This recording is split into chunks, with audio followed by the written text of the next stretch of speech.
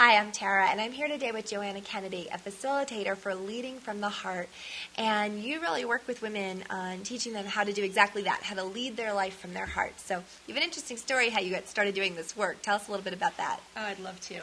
The truth is, there was such a shift in my life when I started doing this kind of work that it's hard to believe it's the same life. And where I was in the corporate world, climbing the corporate ladder in the technology industry, and it looked like from the outside I had everything. I had the house, I had the convertible, I had the retirement account, I had promotion after promotion, I had relationships, I had vacations. It all looked like it was there, and inside I was crying myself to sleep at night. I was calling my mom on the phone, and she finally started saying, "When are you going to call me and sound happy?" And I finally woke up and went, "Oh my gosh, how did I get here? I am not myself, and something has to change." Well, and I think two types of women will relate to that. The woman who sees these other women going, she looks like she has it all together, and you don't really know what's going on, behind that. Or the person who's going, I'm the one who looks like it all together, and I'm not. Absolutely, absolutely, because we can sit on both sides of that.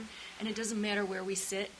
Our dreams and our passions are absolutely possible. So what was the question that you asked yourself that really started this transformation for you? The question that I asked myself is, what's stopping me? So I'm not living my passion. What's stopping me?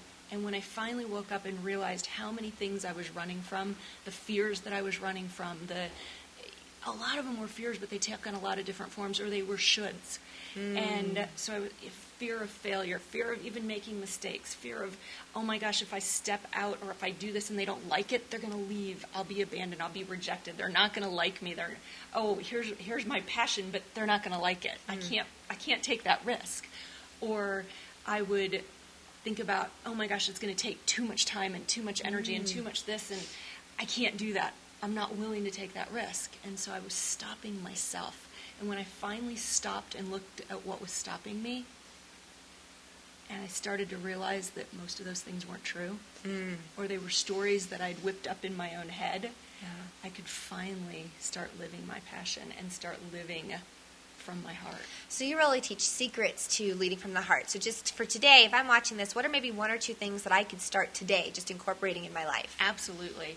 There's several key secrets, and the first one that I always talk about is being authentic.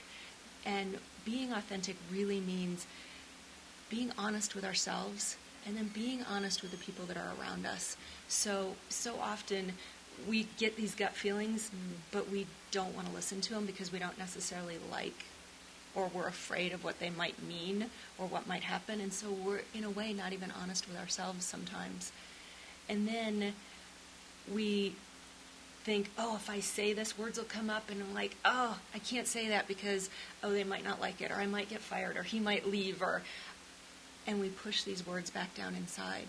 And the way to create freedom for ourselves is to really open into that authenticity and look at what stops us from being authentic. The second secret, if I can continue, is the one that I think is so fundamental, is taking care of ourselves, putting ourselves first. Because so often we're out here as women and we're giving and we're giving and we're giving and offering so much, and then we're exhausted. Okay, but I'm going to give some more, and then I start to give and I start to resent, or I give and I'm not happy.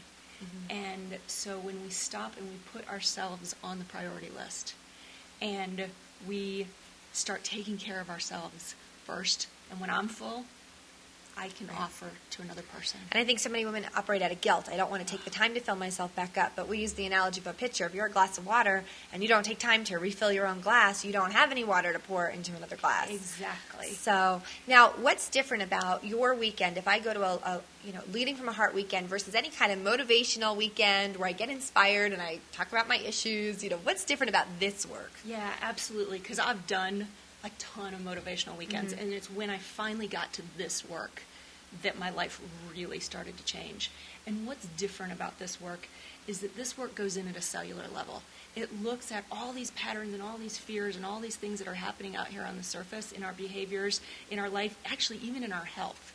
And we drop down to what's driving those, what's happened to me in the past at a cellular level that is now driving this pattern. And those things can happen cellularly based on experiences in the past, based on conditioning that's happened. There's lots of science behind it, molecules of emotion, biology of belief, that these things that are stored cellularly drive this, and that when we clear this can fall away without just having to replace these beliefs. Right. It's getting not rid about of it. strategizing how to Right. compensate. It's not about trying to change them or make them a little bit better. They fall away so that the healthy, authentic you and behaviors can come out. Well, I'm excited about your work, and you can find out more about what Joanna's doing on her website. And we just thank you for being here today and sharing some tips with us. So let's start today taking care of ourselves, being more authentic, and see how even those 2 tips can really transform our life. So thank you, and we'll see you next week. Thank you.